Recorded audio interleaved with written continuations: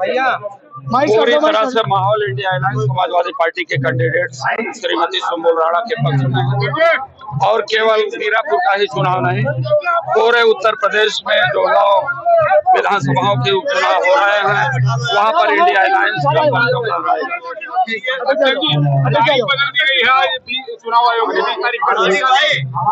देखिए शांत हो गए।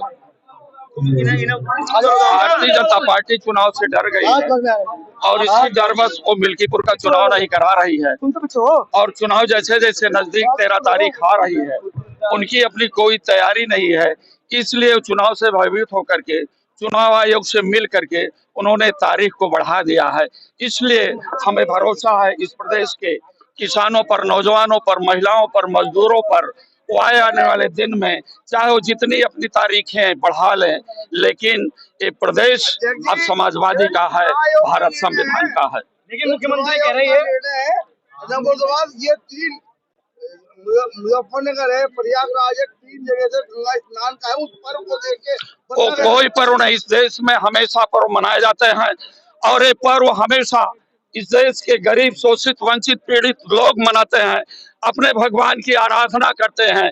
लेकिन भारतीय जनता पार्टी चुनाव से डर चुकी है, इसलिए चुनाव की तारीखों को बढ़ाती जा रही है। मुख्यमंत्री के नारा है कटोगे तो बटोगे, उस पर क्या कहेंगे? भारतीय संविधान के अनुसार देश के जितने भी समाजवादी नेता हैं, भारत के संविधान के अनुसार चलने वाले लोग हैं, संवैधानिक व्यवस्था के मानने वाले लोग हैं। हमारा भारत का संविधान कभी बंटने का सवाल नहीं करता है, एक दूसरे को कटुता पैदा करने का नहीं काम करते हैं। लेकिन भारत के संविधान में इन्होंने सिंबल स्थापित कर दिया, वो सिंबल जो राजतंत्र का प्रतीक है, वो सिंबल जो राजा रानी के पेट से पैदा होगा, वो व्यवस्था समाजवादी लोग उसको दूर करना चाहते हैं। इस देश में सांप्रदायिक उन्माद पैदा करने वाले इस भारतीय जनता पार्टी के खिलाफ भारत का संविधान है और उसी संविधान को समाजवादी पार्टी के राष्ट्रीय अध्यक्ष श्री अखिलेश यादव ने अपना सबसे पवित्र ग्रंथ माना है। जब तक उनके शरीर में प्राण रहेगा तब तक भारत के संविधान की रक्षा के लिए तत्पर रहेंगे और उनके लोग भी हर कुर्बानियों में भारत के संविधान को बचाने का काम करेंगे। लेकिन भाजपा के लोग कह रहे हैं जिस तरह से आपने पीडे का नारा दिया था, पिछली बार लोग भ्रमित हो गए थे, इस बार नहीं हो गए, भारत संविधान को कोई नहीं बदल सकते, वही बोल रहे हैं। भारत के संविधान को बदलने वाले लोग ओबीसी, एससी, एसटी का आरक्षण है। मैं आपसे सवाल करता हूं, अभी लोक सेवा आयोग उत्तर प्रदेश से 611 चिकित्सा अधिकारी के पद आए और चिकित्सा अधिकारी के पद में 611 में 170 के करीब ओबीसी का होना चाहिए, 115-20 के करीब एससी का होना चाहिए। लेकिन ओबीसी के लोगों को 58 नौकरी दी गई, एससी के लोगों को 35 नौकरी दी गई।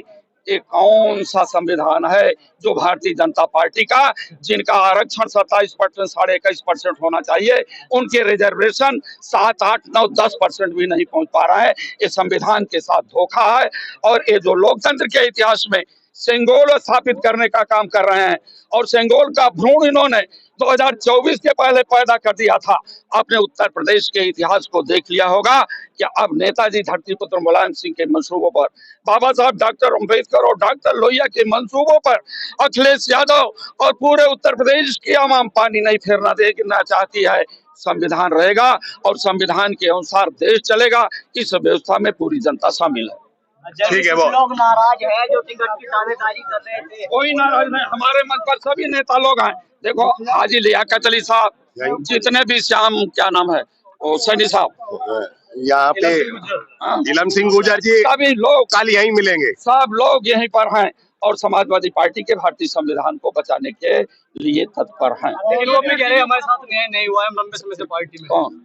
जो आपकी पार्टी के नेता टिकट, हमारे नेता जितने भी हैं वो सामाजिक न्याय की लड़ाई लड़ रहे हैं। उनको आज नहीं तो कल, कल नहीं तो परसों उनको माननीय राष्ट्रीय अध्यक्ष जी के आस्था और उनकी नीतियों में विश्वास है और उस विश्वास के साथ वो काम कर रहे हैं और सुम्बुल राणा जी को भारी मतों से जिताएंगे। चर्चाएं तेज है, ऐसा प्रत्याशी समाजवादी लाई है जो यहाँ नहीं बोल पा रहे, वो वहाँ पे कैसे आवाज उठा पाएगी जनता की? समाजवादियों की बात को, उनकी